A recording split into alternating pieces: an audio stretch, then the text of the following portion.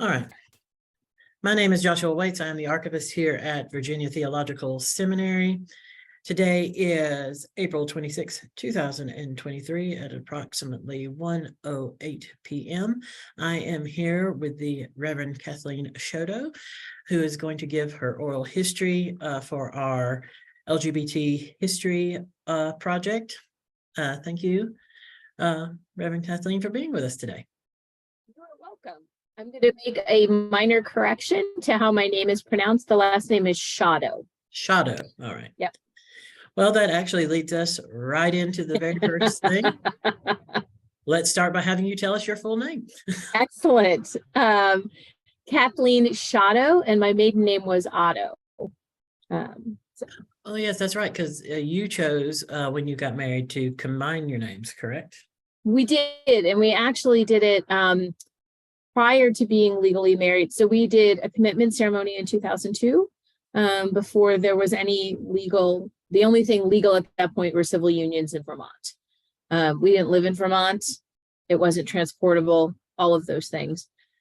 But we'd been together for 5 years. We knew we wanted to start a family. And so doing a ceremony was really important to us. And then a couple of years after that, when I was pregnant with our twins, we changed, both my spouse, Margaret, and I changed our last name while I was still pregnant so that everybody in the family would have the same last name.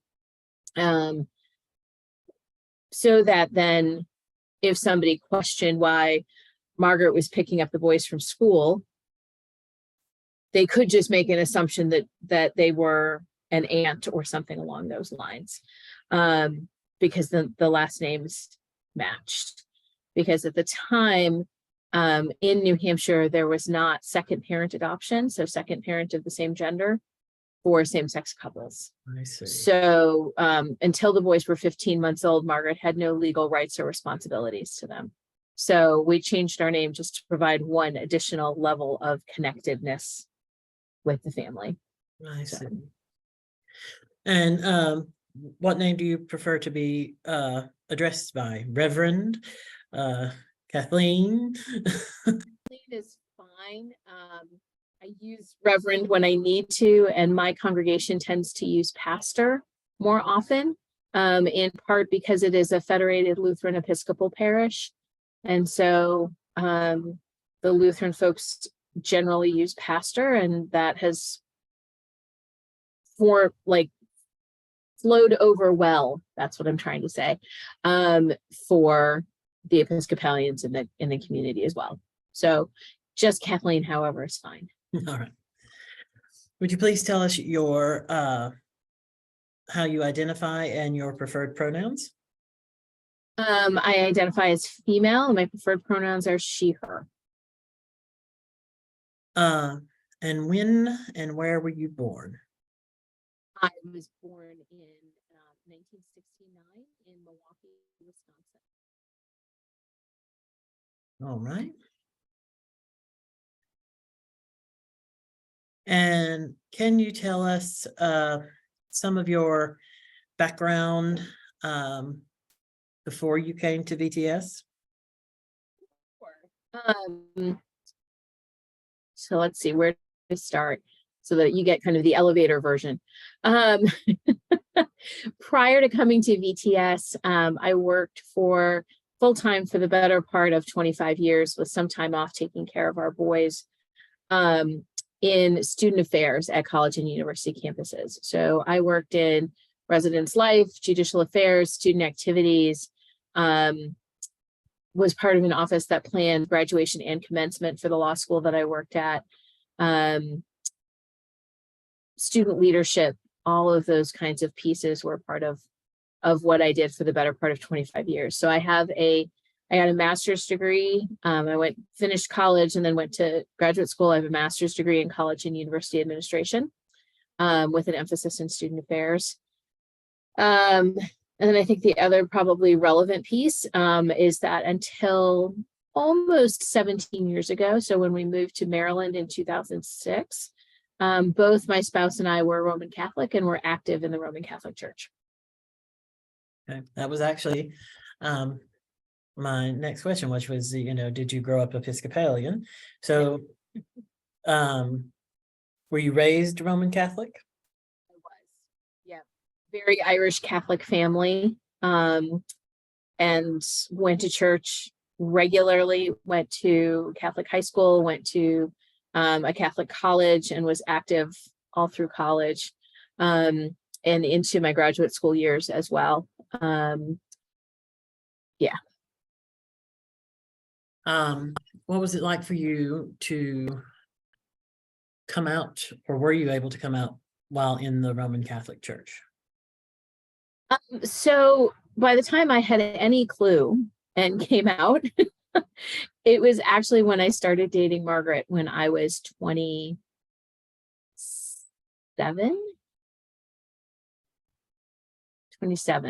I think. I'd have to actually do the math. It was 1997, so I would have been 28. And had never been involved with a woman before.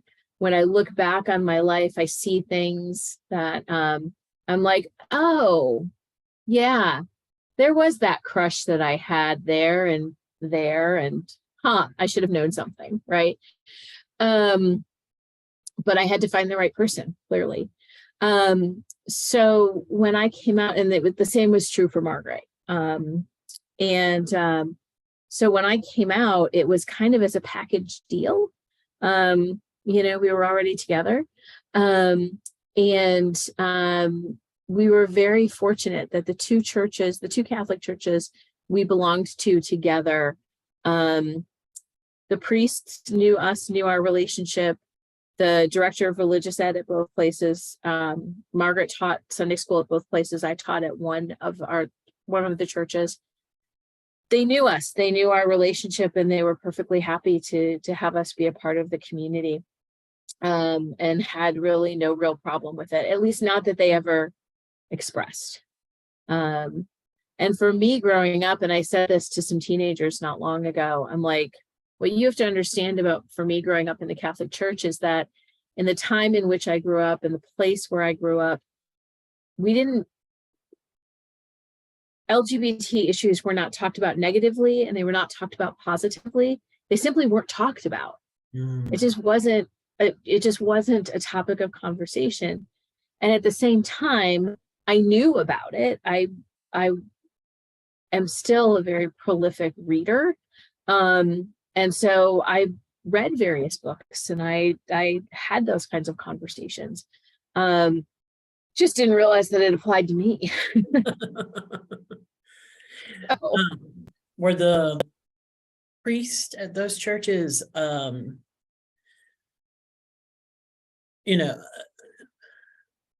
I know that certain orders within the Catholic Church tend to be more accepting than others, particularly like the Jesuits are more open than, say, the Dominicans.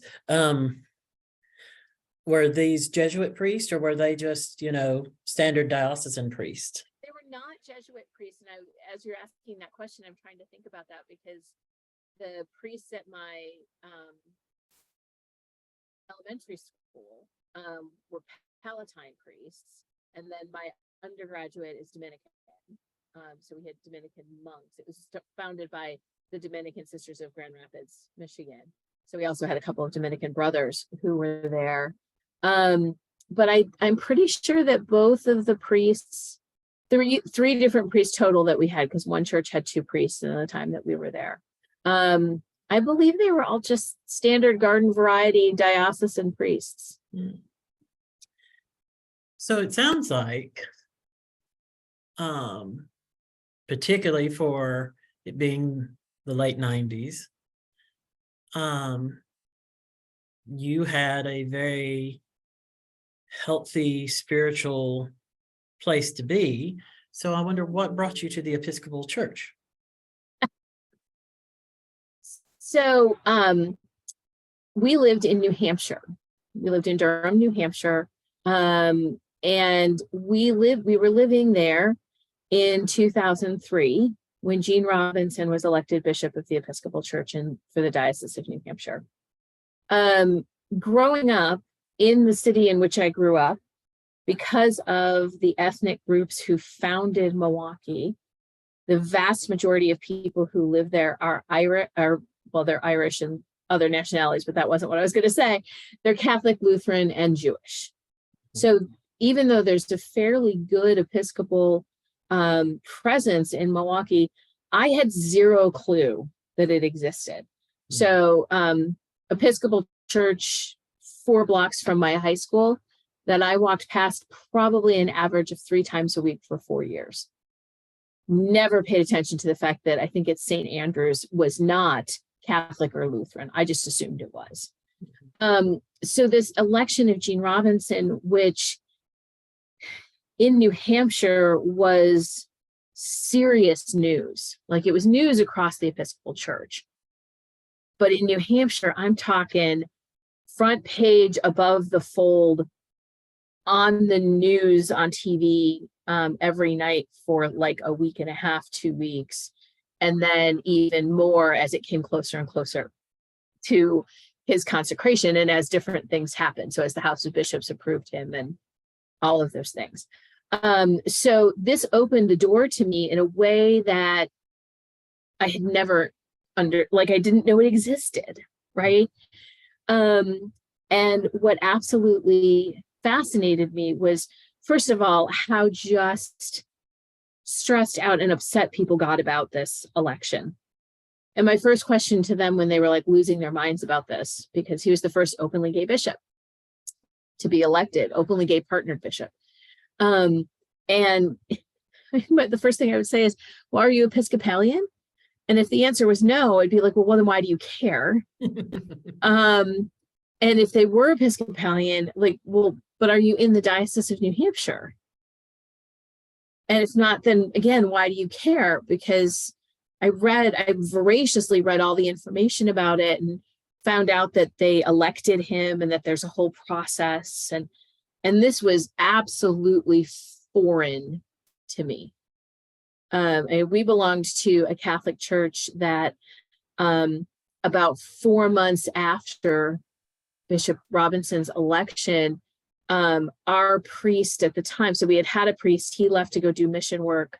They brought in another priest, and just a few months, so maybe the very beginning of 2004, there was another priest in the Episcopal or in the Catholic diocese who died by suicide, who happened to be a good friend of our priest. And our priest was also gifted in grief and loss type counseling. So I don't know if it's diocese or archdiocese for New Hampshire for the Catholic Church, they made the decision to move him to that church. So then we got back the first priest that we had. But he tells us on a Sunday that he's going to be moving to this other parish. And I think we had one more Sunday with him. And then it was maybe 2 more Sundays before Father Dan came back. I mean, so it was, there's no voice or vote in who is your priest, who is your bishop. So that absolutely fascinated me. So then if someone was Episcopalian, I would be like, okay, now I need you to dial back a couple steps and explain something to me. They got to elect him. Like, there's a process, like it's a job interview. And so the polity of that absolutely fascinated me. And just kind of both Margaret and I, we actually attended his consecration as a support. So it was held in the arena at the University of New Hampshire, in the ice arena, because there were so many people who wanted to be there. And it was full. And he wore a bulletproof vest because he'd gotten death threats. Mm-hmm. And so we were present for that, just as a show of support. Couple years later in 2006, now we'd paid attention to the Episcopal Church and to the fractures that had happened because of Gene Robinson's election. And then we moved to Western Maryland. And the church in Western Maryland that we attended a couple of times, the Catholic Church, was not a good fit for us at all. They weren't very friendly with each other. They didn't really talk to each other, much less engage with us.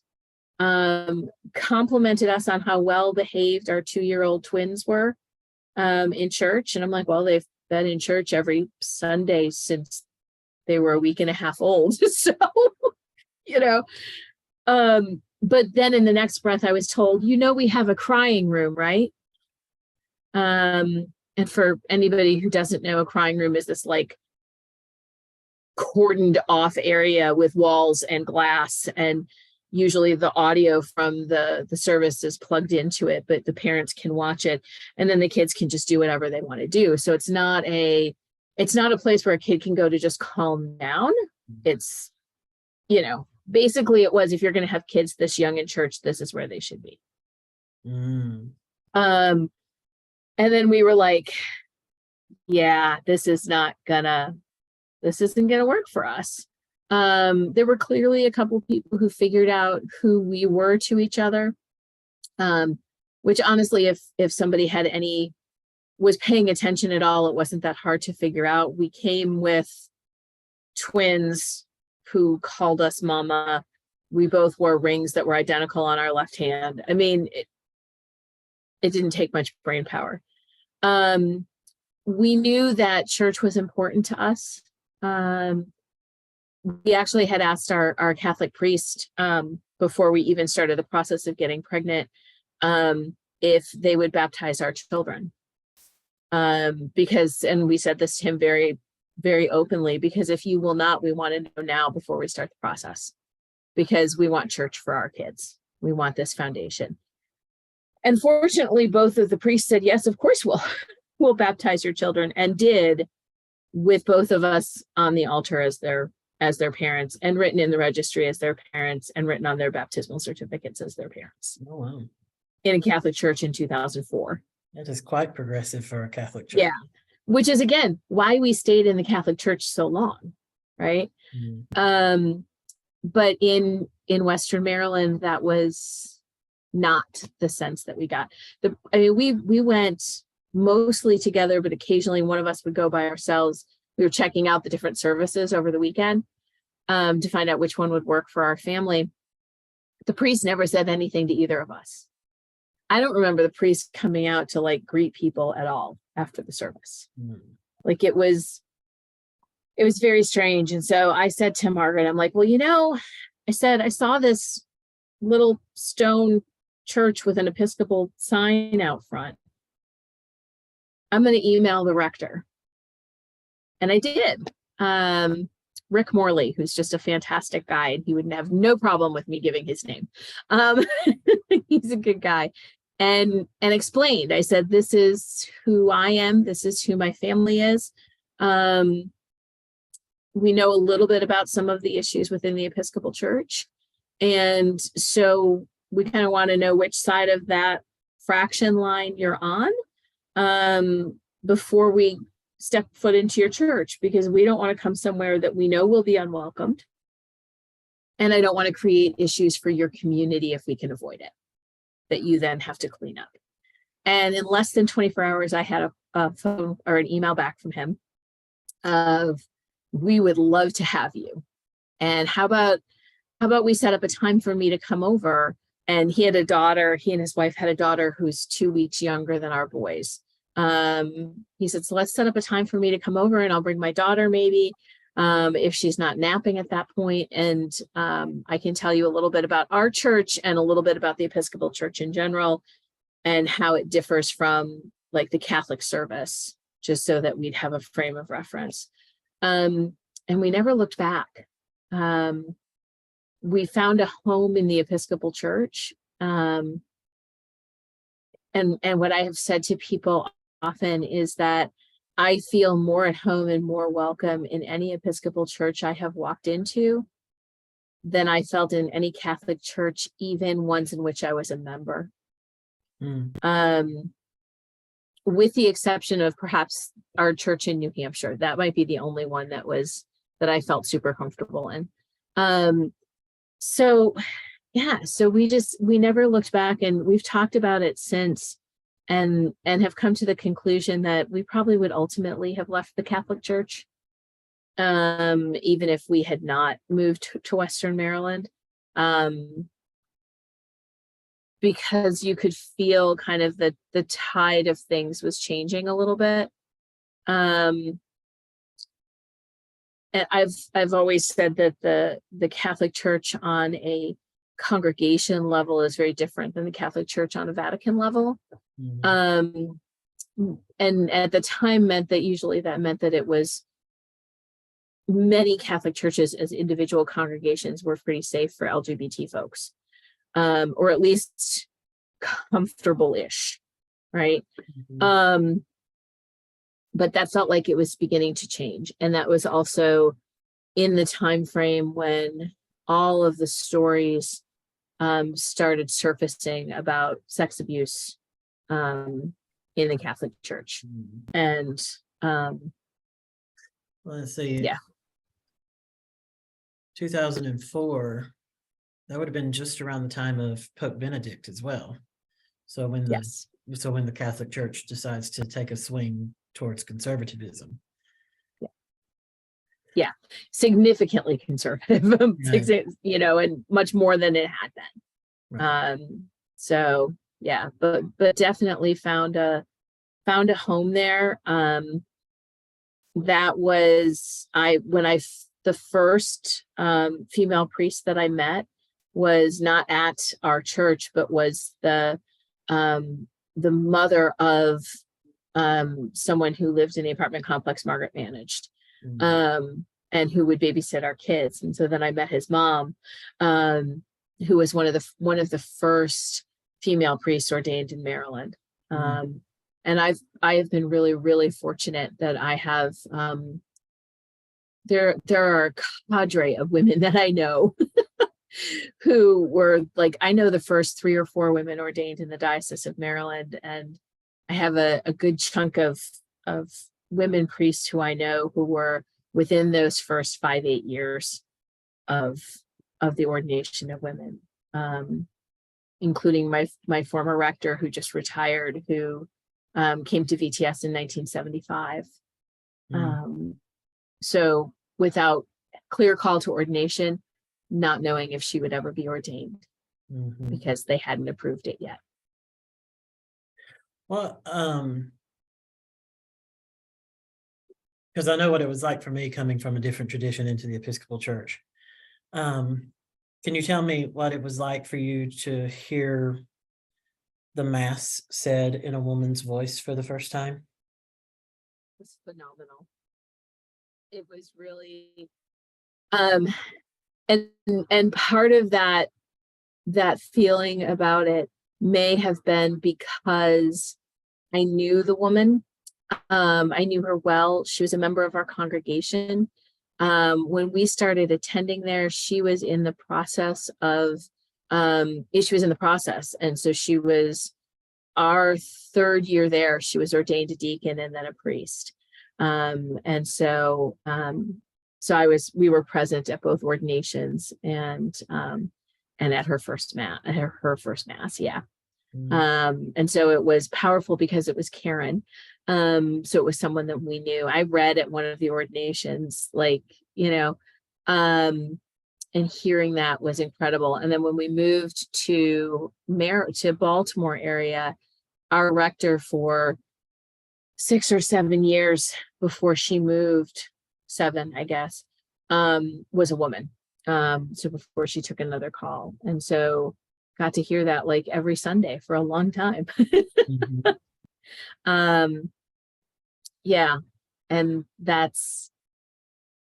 I've had this call to serve since I was about 17 years old and couldn't see it for what it needed to be. Because there's nobody that looks like me on the altar of the Catholic Church. Yeah. So you say you felt a call from the time you were 17. That, of course, is stifled in the Catholic Church you were raised in. You then had this sort of combination of romance and coming out at 28. Yep. Which by the grace of God, you find is accepted and as much as it can be affirmed in the Catholic Church at the time. You've now moved to Maryland. And you're absolutely right. I think this is true of all denominations. Congregations are very different than their denominational leadership. In the Episcopal Church, we somewhat have the opposite of the Roman Catholics, where Yes. where the national church can be quite progressive, and then you'll go into a congregation and find out that is not the case for this congregation. But so you're now attending the Episcopal Church in Maryland. You now have at a church where there's a female priest. So when did you decide, okay, I'm going to now discern and explore this call that I have felt since I was 17? I think it was 2017. Yeah, that sounds right. So when we moved to the Baltimore area and started attending our church at the time, I began to be, again, more involved in different things. And at the beginning of our second year with that church, I was asked to serve on the vestry, which I did for 6 years. And so that was kind of cool because I got more involved in the polity of the church side, which was part of what had drawn me to the Episcopal Church in the first place. And then when we walked in the doors and realized how sacramental it is and how in that regard, it's really very little is different from what both Margaret and I grew up with. And I also, this was one of the really incredible things for me. I became a chalicist. And that was something that I had wanted to do. And my church growing up, in the time frame when I would have done that, either didn't let girls do it, or the question was never asked.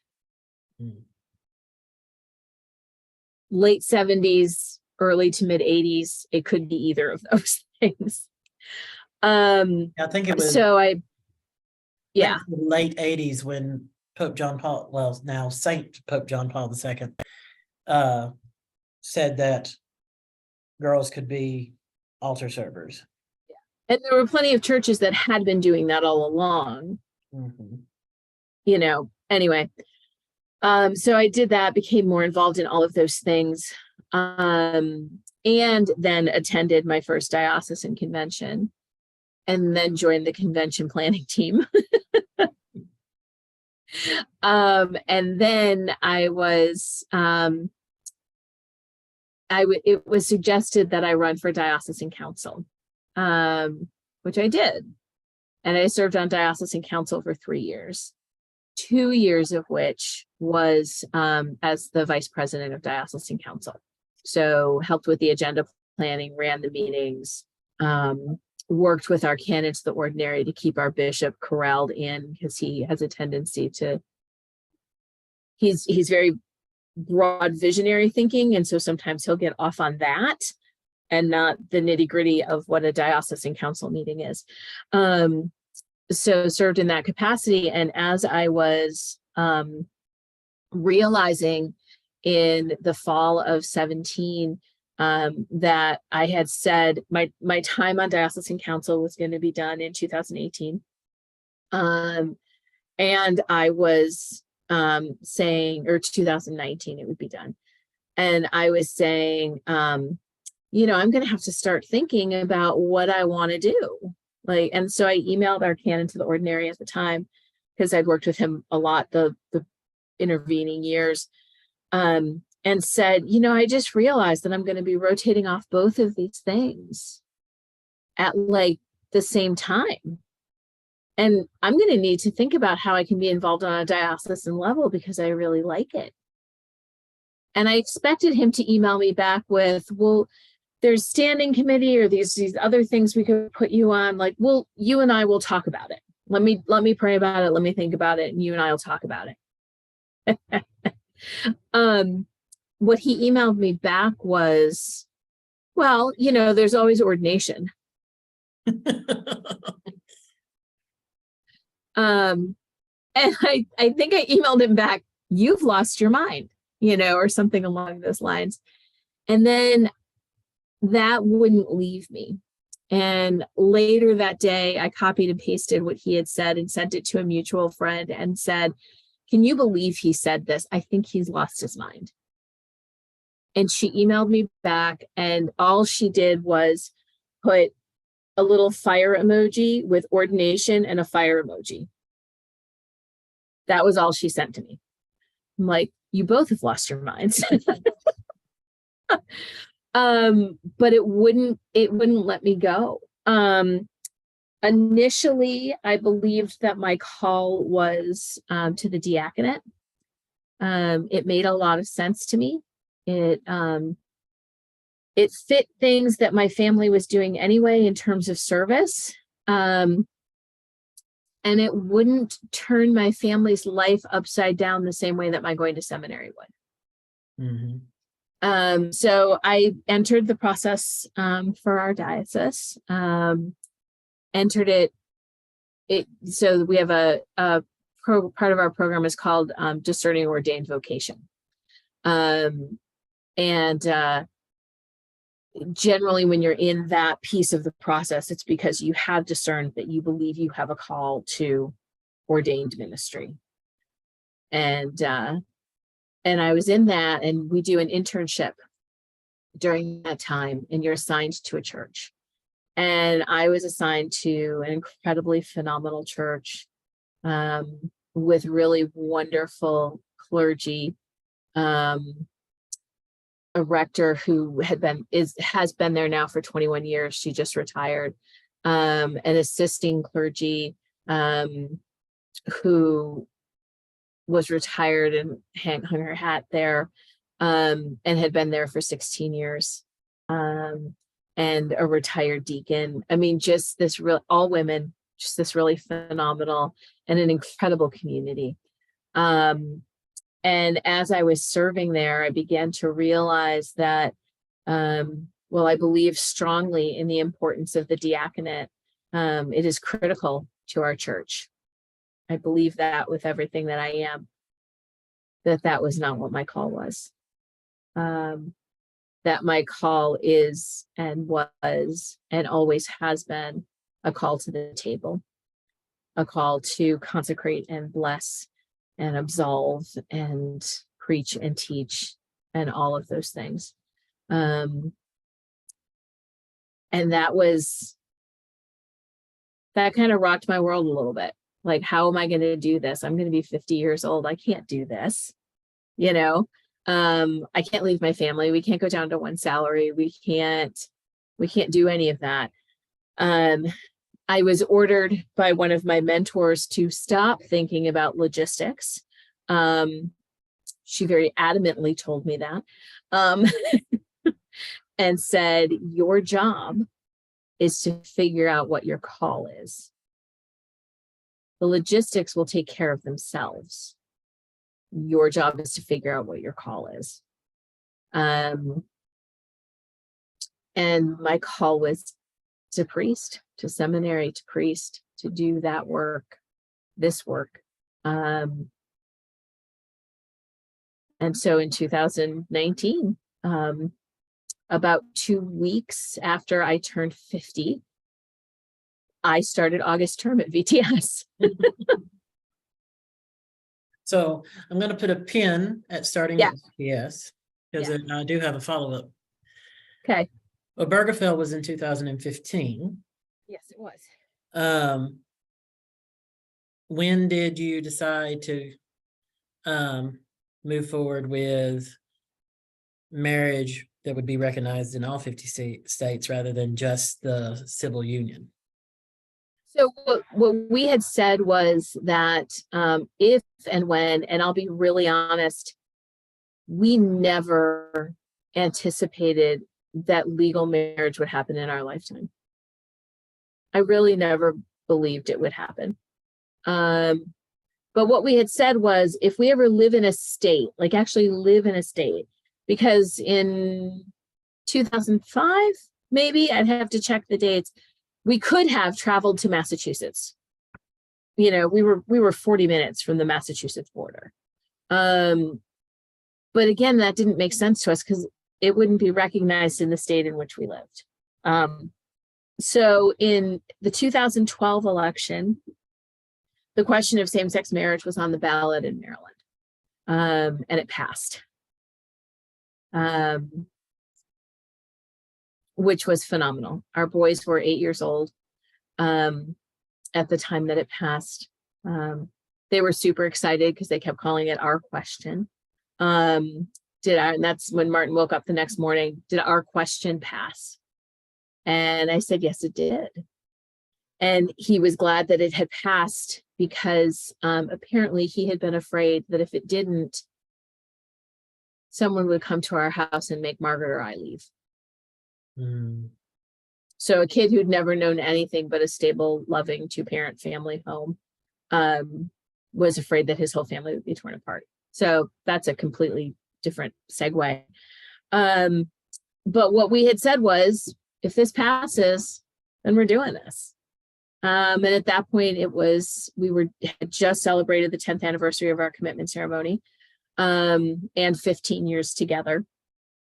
And so in 2013, we did our legal marriage at our church, with a full service, Eucharist and the whole bit, with 2 priests doing the service. Our friend Rick, who I had mentioned before, because we've stayed close friends with him and his family, they came down for it.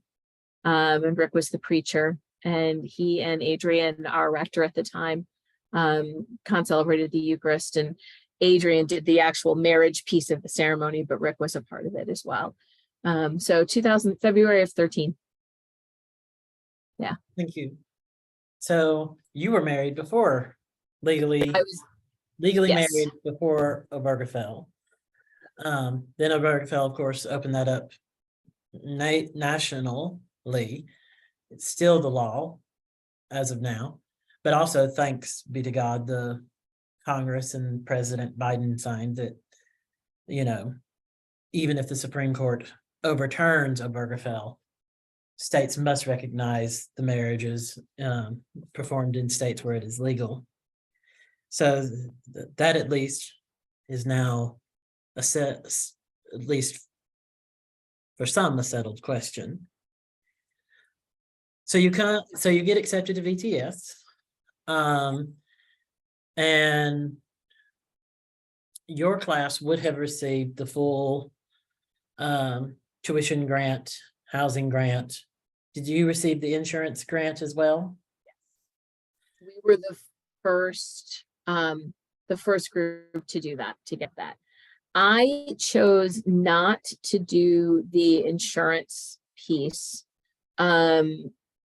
because there was a small amount that we still would have had to pay.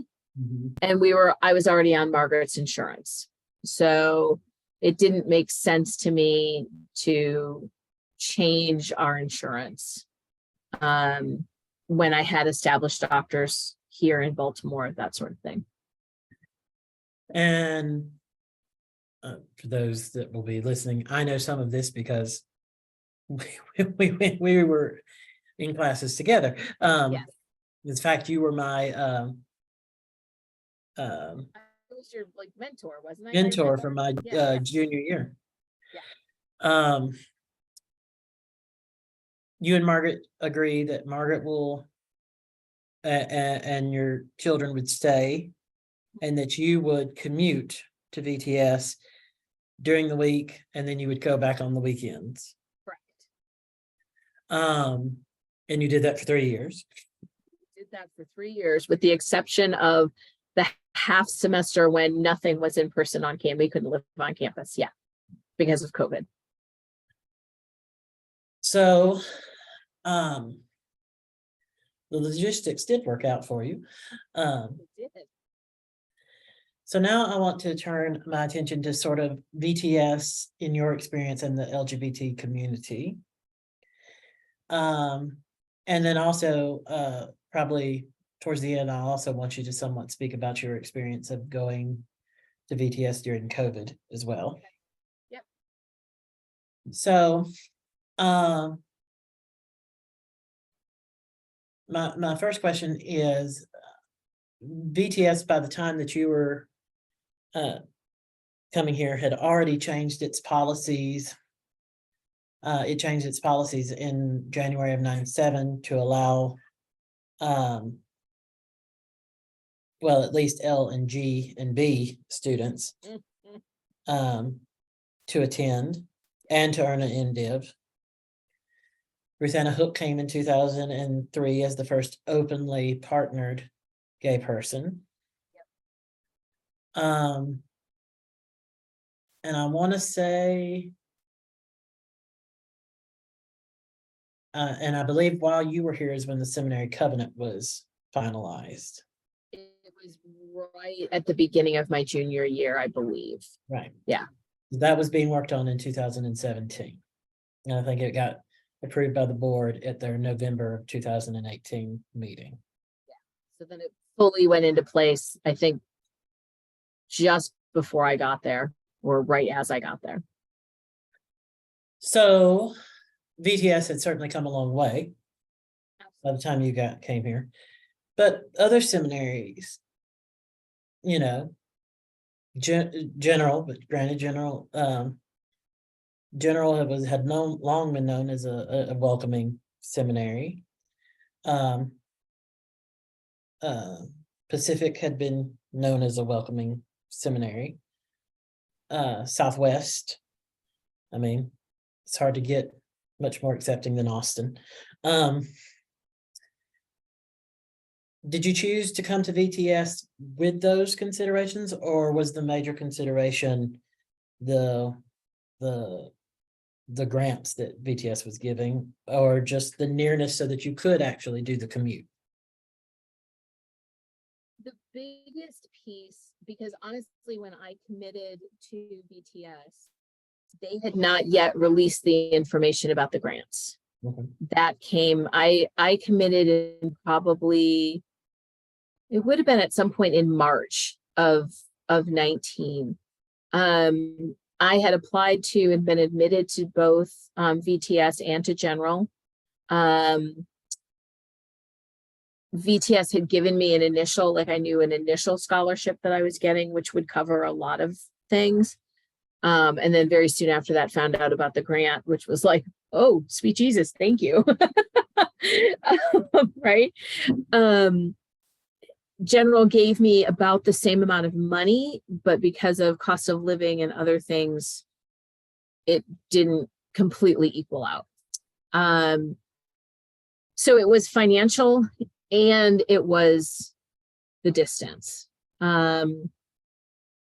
We planned a bunch of different things. I had a friend who had a sister-in-law who lived part-time in New York City, and she had already talked with her about, you know, would this friend and her family be able to use your apartment when you're not there, if her family comes up to visit. So there were all these things in place. We have good friends who live in northern New Jersey, who I could have parked my car at their house and left it there, and then they'd pick me up at the train station. I mean, so there were all kinds of ways that we could have made general work. But it became the distance. That is really what it became, like the fact that I could get in my car and theoretically be home in 60 minutes. Usually was more than that. But theoretically, if it was 10 o'clock at night and all the stoplights were in my favor, I could be home in 60 minutes. Was really appealing and critical. The boys were 15 years old at the time. And yeah, so, and then with the grants, it became kind of a no-brainer. And to be really honest, I absolutely loved the campus when I visited it. I enjoyed the people that I met. Some of the folks who I met on our visit weekend were people who ended up in my class and who became dear friends. So it was great. And I visited general and I loved general too. It just didn't have the same feeling. Mm. So what was your experience of VTS and the LGBT community that first year that you arrived here? The first year,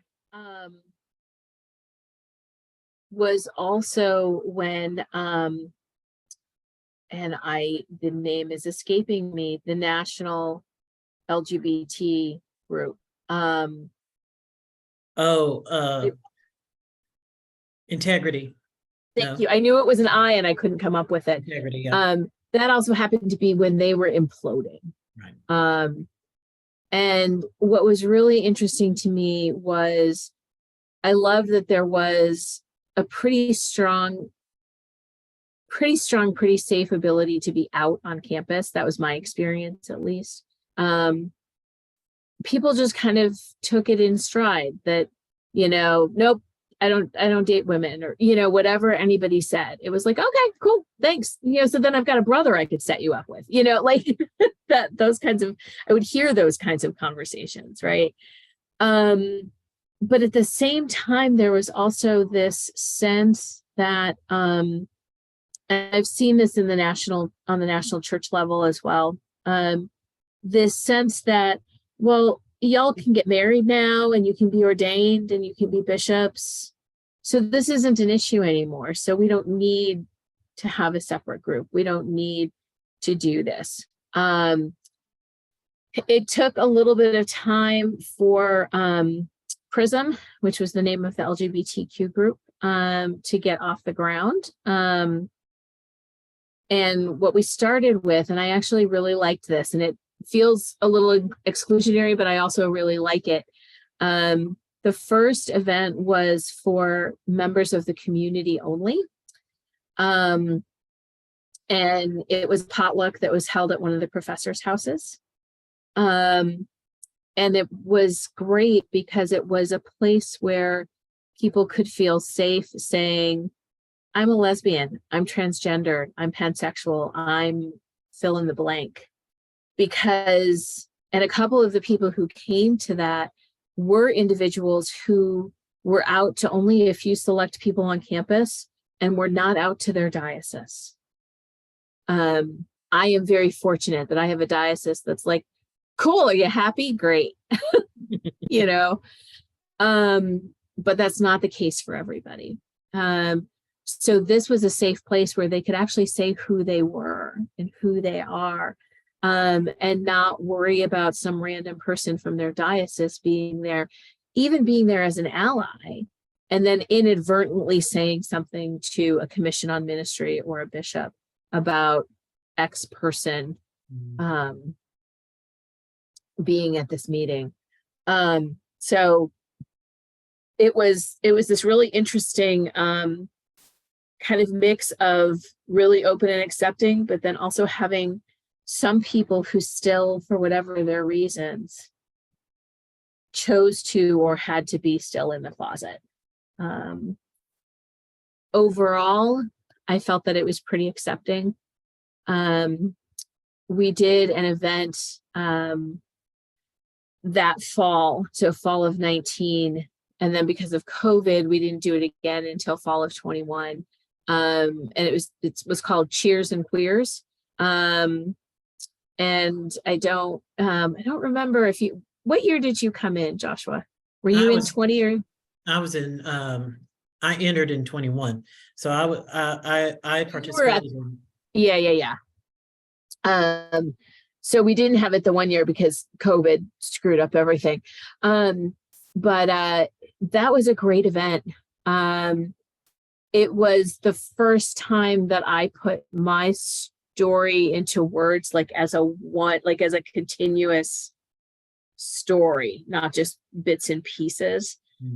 And then hearing the stories of other people, and what they went through and what they dealt with, was incredibly powerful. So we did those events. We had plans to do other events. We had a welcoming table. That was the last February that we had the welcome weekend, or the preview weekend, for potential students. And I was the president of PRISM at that point. And because you can take the person out of student affairs, but you can't take the student affairs out of the person. We had a table with a big old rainbow tablecloth, and flags. Like we had the pan flag and the bi and the rainbow and the lesbian and the something else. We had like 6 flags on the table, and I made little bookmarks, and then I think it was 3, maybe 4 weeks after that COVID shut us down. So things that we would have liked to have accomplished didn't get accomplished the way that we would have liked them to. In the fall of 20, when we were online for everything, so there had been, and it wasn't coordinated by PRISM, in fall of 19, there was a Transgender Day of Remembrance. Celebration is the wrong word, acknowledgement. And so we decided to do something similar in fall of 20. I can't remember who it was who coordinated it, but it was online, and it was on Zoom, and it really was beautiful. And then we worked with Liz Dougherty, who's Professor Ross Kane's wife. She connected us up with she knows she knows both of the members of the couple, but the one is the cantor at the temple across the street. And so he and his husband did a Zoom conversation with us about being out and being in religious settings. And because he functions essentially as clergy, as a cantor, and his husband was involved in the Episcopal Church, not as clergy, but it kind of gave us that ability to kind of see both sides of clergy, not clergy spouses. So we did that as an online forum. And then in 21, we were able to do a little bit more. So we had the dinner that we had up in whatever that one hall with the classroom on the first floor is, where CAX is. I can never remember the name of that building. Yeah. Well, it was in Bowling, but it was Gibbs Hall. Yeah, and we moved all of the tables outside, and we did that. And at that point, I stepped back from leadership because there was a lot going on. My spouse was going to be having back surgery. So I had tapped out. I had said, how about, would you like to coordinate this? And they said, whoever it was, can't remember now. And it was Sylvia. Adam and Sylvia. And they took that on and ran with it, and they planned Cheers and Queers and all of that. So one of my, just thinking about the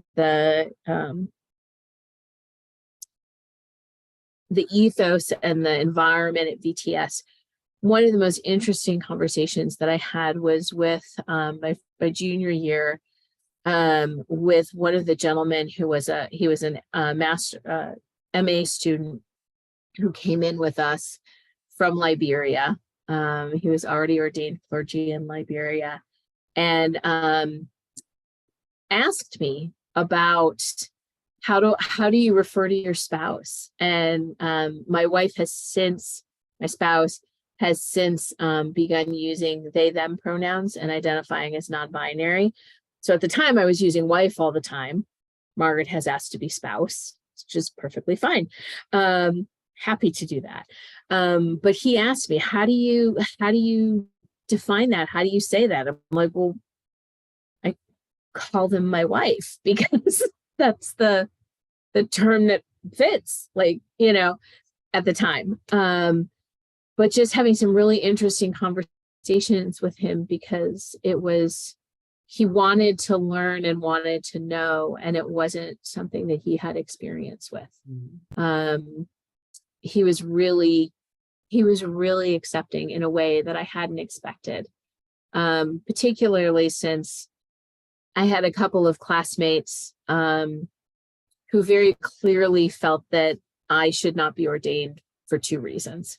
One, because I was a woman, and one, because I'm a lesbian.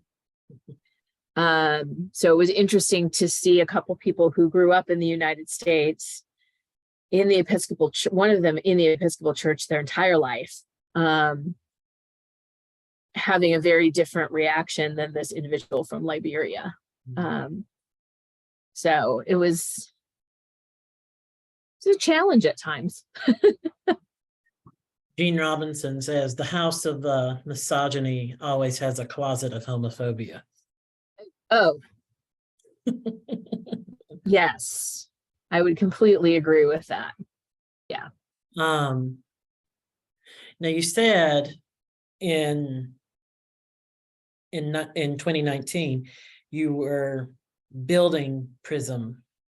So had the LGBT group sort of phased out and was non-existent when you came in 2019?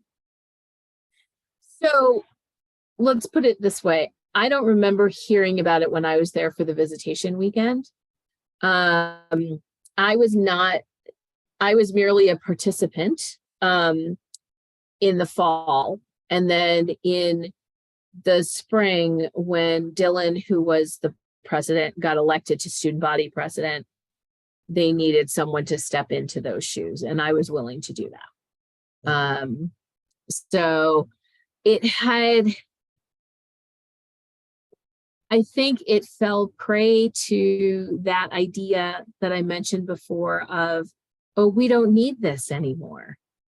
You know, it's, why do we need a separate group? Why do we need, well, because people need a place to be where they can be themselves and not have to code switch their language. And given that, as I said, there were a couple people in that group who were not out in their diocese and did not plan to, and they were out to their families, they were out to most everyone they cared about, but could not be out in their process because of fear of not being ordained because of that. There was one individual in the class ahead of me who was outrightly told that they needed to go to a different diocese if they wanted to be ordained, both because of the fact that they were a woman and a partnered lesbian, and was not the only one that had to do that. Yeah, in our class, we didn't have any in the community that we're told to do that, but we did have an ally. Yes. Who was told, who was sent to the neighboring diocese to seek ordination, because according to that bishop, you do not fit this, you do not fit the plan for my diocese. Which at least the bishop acknowledged that she had a call, but just that. Yeah, did not negate that, did not push it to the side. But the problem, okay, I'm going to get on a soapbox for 2 seconds. Go ahead. The problem with his statement was that you do not fit my plan for the diocese. I don't care if you're a bishop and you're wearing purple. It's not actually your plan. It's still God's. Well, yeah, that's the. But that's, yeah, that would be my soapbox. Well, and that's the major thing about Anglicanism is that we say Christ is the head of the church. The Church of England may have a supreme governor of the church, but in the Episcopal Church, we have no such thing. We don't have an archbishop. We have presiding bishops. So was the professor who hosted the potluck, was that Bill Roberts? It was. He's shown up, him and his partner David have shown up in several people's stories. Yes. Yeah. And super welcoming and just really wonderful to all of us. Yeah. So sort of bridging off of of Bill and David, and could you repeat for me Dr. Kane's wife? Liz Dowdy, And Ms. it's Dowdy? DOUGHTY, I believe. So including them, you know, who are people or organizations or events at VTS that you experienced as particularly safe individuals?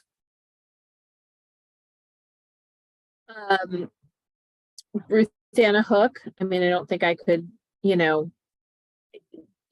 Ruth Anna was my formation group leader my junior year. And we laugh a lot. A couple of the folks that were in that group with me, because the vast majority of at least the folks that we knew at the time who were LGBT were in that group. It's like they put us all there for a reason, but it wasn't just all us. It was, you know what I mean? Like there were others who were not on that in that spectrum. But definitely Ruth Anna. A couple of interactions I've had with her wife as well, who's Cindy. Dr. Tricia Lyons and Dr. Lisa Kimball. Absolutely. The Department of Lifelong Learning. And part of that is because I worked with them as a student employee all 3 years. So that was definitely a part of that for me. And the one other person, and part of it is because I think she and Dr. Kimball are the two people who I think are probably the most pastoral on that campus, is Dr. Sharon Heaney. So, yeah. Were there ever times you felt VTS wasn't a safe place to be?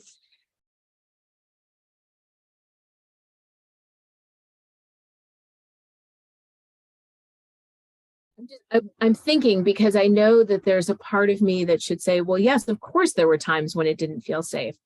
But the reality is, I know that I felt pretty safe there all the time. Now, I don't know if that is also in part because I was older. Margaret and I had been together for 22 years at that point. I was very comfortable in my own skin. So I think that probably plays into that at least a little bit. But especially in terms of my sexual orientation, I honestly I can't come up with a time when I didn't feel safe. So the closest would be just having conversations with a person or two who I knew didn't agree with what they would call my lifestyle. And at one point having to confront somebody for actually using that word. And asking them, what style exactly do you think my life takes?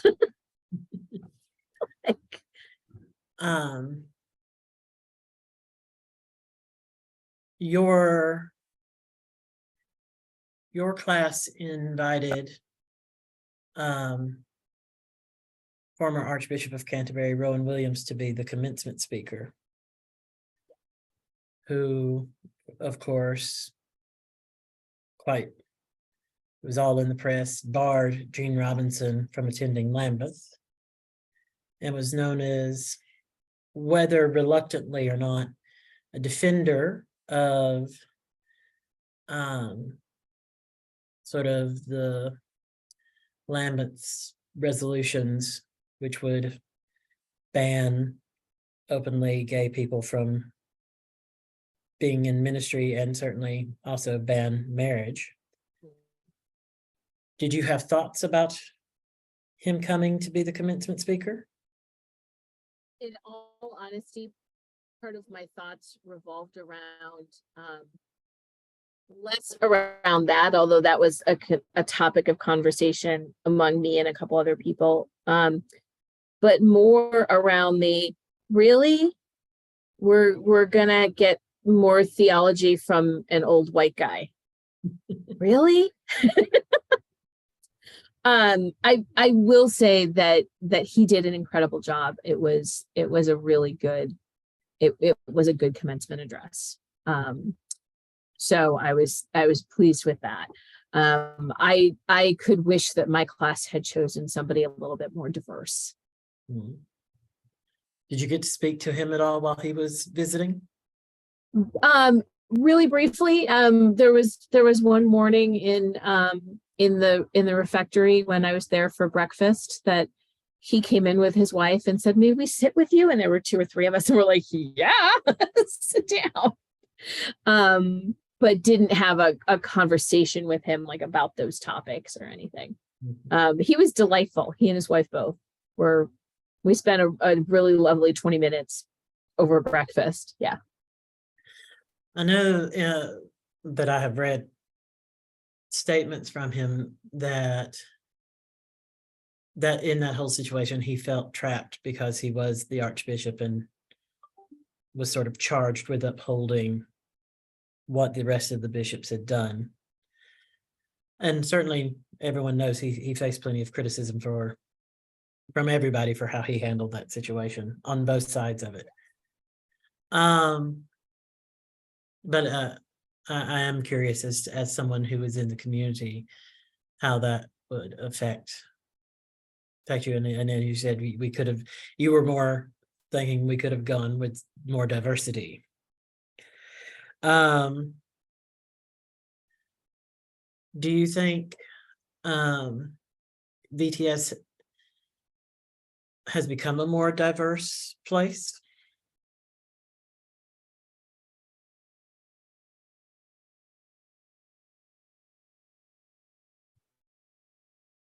Has it come a long way? Yes. Is there still a long road to travel? Yeah, Mm. absolutely. And that is true, not because they're deliberately trying to keep anybody out, but because when you look at our church, who there is to draw from is not as diverse as one would maybe hope.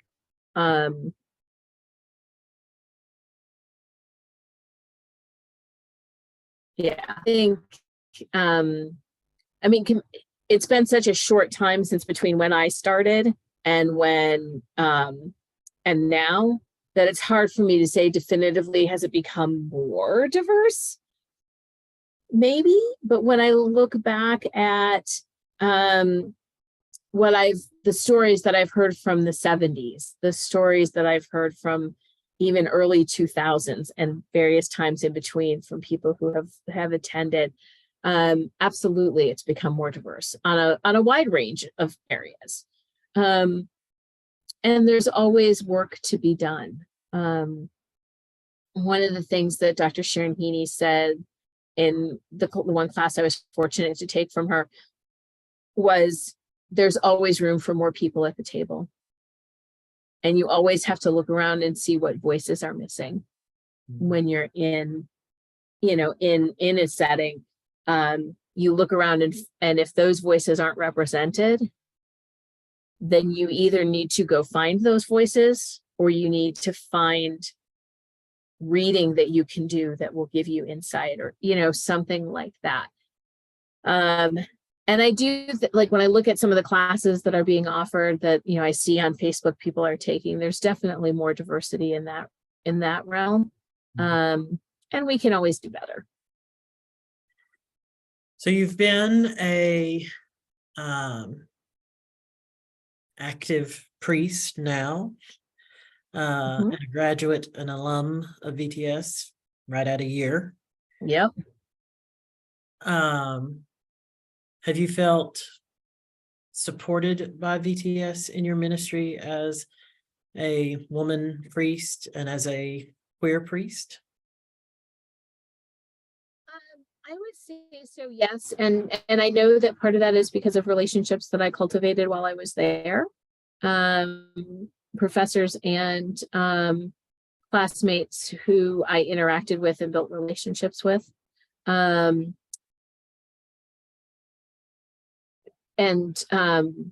Lifelong Learning has their Launching into Ministry program, which provides mentors. And mentor that was assigned to me, and we decided we really liked each other, and so we would work together, is a lesbian woman who's married to her partner, who this was a second career for her. And she works at both, like, part-time at a Lutheran church and part-time at an Episcopal church. So it couldn't possibly be a better fit. And so in that, I feel incredibly supported because of that. So yeah. And knowing that I have the ability that if I have a question or a concern, or I want feedback about something, I know that there are people at VTS that I could go to and say, tell me what you think about this.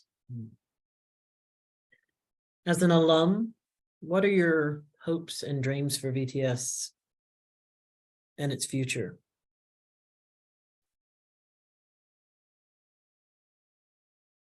That it continues reaching towards the diversity that it doesn't have, that it continues to expand on that, both in the students that it brings in. And I know that to some extent, there's just only so much, having worked at colleges and universities, you can only accept the students who apply, right? But working towards that, and just being really open to trying something new, having a class that they haven't had before that will address some of those missing voices. I can't give a specific example right now, but making sure that we're not just reading theology of old white guys. There's a lot of really good queer theologians out there who don't necessarily write queer theology, but their voices should be heard. The same with women, the same with different ethnicities and races. We need to look at those. They have different perspectives on the world because they look at the world through different lenses than what some of us do. So that's probably one of my biggest hopes for VTS, and that it just continues to produce clergy who, and it does this for the most part, have an open mind, are willing to look at possibilities and not just at history and tradition. Although those are very important, we also need to look at what else can we do? Where do we need to expand on this? So. Well, I'm looking at the time and I'm thinking we might have to get you to come back and do a short segment just on your time here during COVID. Yeah. But I do want to ask, do you have anything else that you would like to share with us about your time at VTS and its regards to the LGBT community?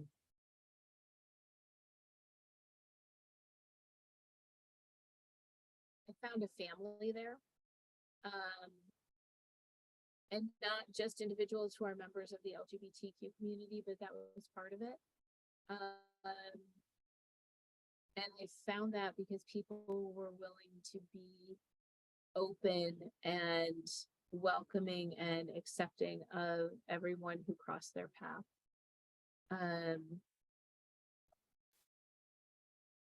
And the reality that I could be as out as I wanted to be. That was, especially as I think about it now, that's really powerful to be able to have that. I never felt like I had to code switch at all. I didn't have to talk about my spouse in a way that didn't let anybody know what their gender identification was. I could say my spouse's name without somebody being like, did you just say Margaret? Like, yeah. And that's a treasure to be able to have that. No. Well, Kathleen, thank you very much for sharing your story with us. And so I'm going to go ahead and stop our recording. Yeah, say I am.